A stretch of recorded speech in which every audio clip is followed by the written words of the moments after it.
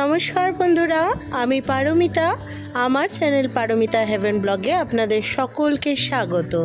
আমার আজকের এই ব্লগটি আপনারা যে যেখান থেকেই দেখছেন, আশা করি সকলেই ঈশ্বরের কৃপায় ভালো আছেন।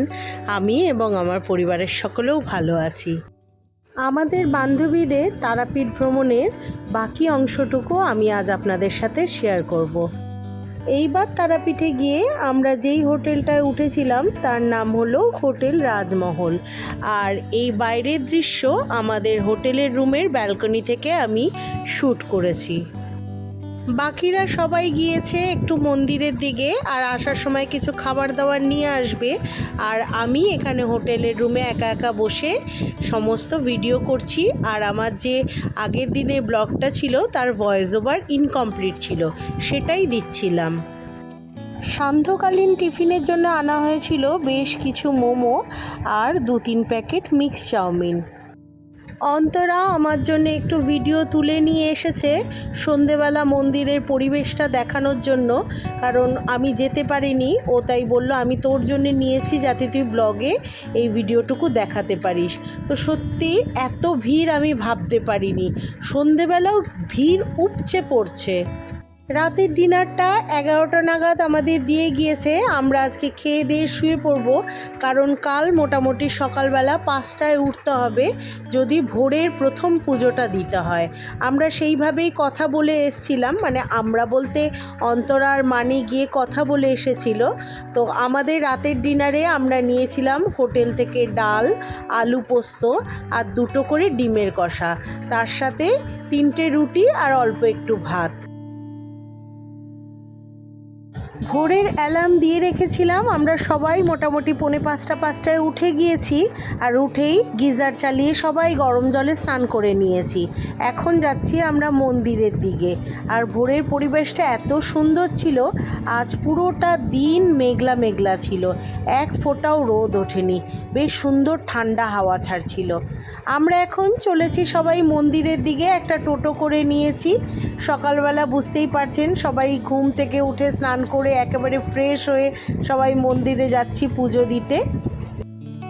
আমাদের যে পান্ডা ছিল সে আমাদের সকলের পুজো একটা বড় ঝুড়িতে এক জায়গায় রেখেছিল।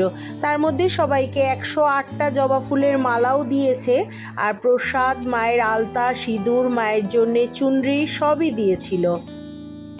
ওনার দোকানে বসেই আমরা সবাই প্রতীক্ষা করছিলাম ওনার আসার। উনি আসলে আমাদের সবাইকে নিয়ে মন্দিরে নিয়ে যাবেন। আর এত সুন্দর পুজো আমি গত 2-3 বার ধরে মা তারার দিচ্ছি, আপনাদের বললে বিশ্বাস করবেন না। জানি না কেন মা হয়তো আমার ওপরে একটু সদয় হয়ে রয়েছেন, আমাকে বারে বারে নিজের কাছে ডাকছেন। আর পুজোটাও এত সুন্দর দিচ্ছি। আগের বারও আমি যখন এসেছিলাম এত সুন্দর পুজো দিয়েছি, আর এইবারও যখন গিয়েছি এত ভালো পুজো দিয়েছি। আমার মনটা সত্যি আপ্লুত। মায়ের মন্দিরের ভেতর তো মোবাইল নিষিদ্ধ, তাই আমি বাইরে থেকেই যতটা পেরেছি আপনাদের দেখানোর চেষ্টা করেছি। আর আমরা আজকে গিয়েছিলাম একটা স্পেশাল লাইনে। স্পেশাল লাইন বলতে মাথা পিছু ওই স্পেশাল লাইনে 500 টাকা করে নিয়েছে। তারও কারণ আছে, যেহেতু গতকাল মাঘ পূর্ণিমা ছিল সেই জন্য ভিড়টাও উপচে পড়ছিল। আর পূর্ণিমার পরের দিন তো একটা প্রতিপদের ব্যাপার থাকে, তাই জন্য প্রচুর মানুষ এসেছিল বিভিন্ন জায়গা থেকে। এত ভিড়ের মধ্যে যদি আমরা লাইন দিয়ে পুজো দিতেই পারতাম, তাহলে হয়তো আমাদের ফিরতে ফিরতে বিকেল হয়ে যেত।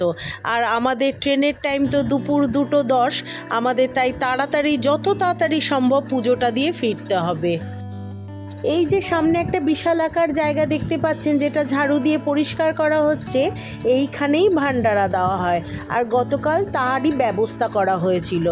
আর আমরা এখন ঢুকছি শ্মশানের দিকে। শ্মশানও দর্শন করব, তার সাথে বামাখ্যাপার মন্দিরও দর্শন করব। আজ একটা অদ্ভুত ঘটনা হয়েছে।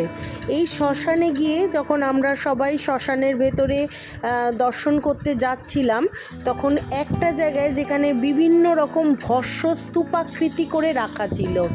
তো এই যে এই জায়গাটা পাশেই ভস্মস্তূপ করে রাখা আছে। এই জায়গাটায় প্রণাম করতে যাচ্ছিলাম, কেমন গাটা জানি ভারী ভারী লাগছিল। আর একজন কাপালিকা এই যে সামনে দিয়ে দেখুন যিনি আসছেন, উনি বলছেন যাও যাও ভেতরে যাও, অনেক কিছু পাবে, অনেক কিছু পাবে বলে ভেতরে যেতে বলছিল। তো অন্তরা হেঁটে হেঁটে এগিয়ে গিয়েছে, আমি আর সাহস হলো না, মেয়েকে নিয়ে দাঁড়িয়ে পড়েছি, মানিও যায়নি, কেউই আমরা যাইনি, অন্তরাই একটু এগিয়ে গিয়েছিল। কিন্তু অন্তরা পরে বলছিল ওর গাটা ভীষণ ভারী ভারী লাগছে, আর বারবার ওই কাপালিকার মুখটা ওর মুখের সামনে মানে ভাসছে আর কি। শ্মশানে তখন এই একটা বলির ব্যবস্থা হচ্ছিল, আমরা তখন আর দাঁড়াইনি, কারণ আমার মেয়ে ওই সব পছন্দ করে না, আর বাচ্চাদের বা আমাদের জন্য ওটা নয়, ওটা দেখাটা ঠিক নয়, তাই আমরা হোটেলে চলে এসেছি। আর হোটেলে ফেরা মাত্রই আমার মেয়ের বায়না ও আর একবার সুইমিং পুলে নামবে। তো আমি দেখলাম অনেকক্ষণ সময় আছে, যাই ওকে অন্তত 15-20 মিনিট সুইমিং পুলে একটু ঘুরিয়ে নিয়ে আসি। আমরা মন্দির থেকে ফেরার সময় ব্রেকফাস্টটা সেরে নিয়েছিলাম। এরপরেই আমরা সব আস্তে আস্তে রেডি হয়ে, যেহেতু আমাদের হোটেলের চেক আউট টাইম 11টা ছিল, আমরা রেডি হয়ে বেরিয়ে পড়েছিলাম। আর রামপুরহাট স্টেশনে পৌঁছে আমরা দুপুরের লাঞ্চটা সেরে নিয়েছিলাম। লাঞ্চ সেরেই আমরা ট্রেনে উঠেছি। তার আগে রাস্তার সুন্দর সুন্দর দৃশ্য দেখতে দেখতে আমরা একটা ছোট্ট টোটো করে এসেছি স্টেশনের দিকে। দুপাশে ক্ষেত, আর দেখতেই পাচ্ছেন কি সুন্দর পরিবেশটা হয়ে রয়েছে, এক ফোঁটাও রোদ নেই, কি সুন্দর একটা মেঘলা দিন, ঠান্ডা হাওয়া, আমাদের একটুকুও কষ্ট হয়নি এই ট্যুরটাতে।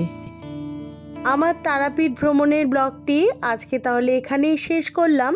আবার দেখা হবে আপনাদের সাথে আগামীকাল একটি নতুন ব্লগ নিয়ে। আজকের ব্লগটি যদি আপনাদের কিছু ভালো লেগে থাকে তাহলে অবশ্যই একটা লাইক কমেন্ট করবেন, আর যদি চান আমার চ্যানেলের পাশে থাকতে তাহলে আমার চ্যানেলটিকে একটা সাবস্ক্রাইবও করে দিতে পারেন। আর যারা অলরেডি করে দিয়েছেন তাদের জানাই অসংখ্য ধন্যবাদ। ভালো থাকবেন, পরিবারের সকলকে ভালো রাখবেন। টাটা।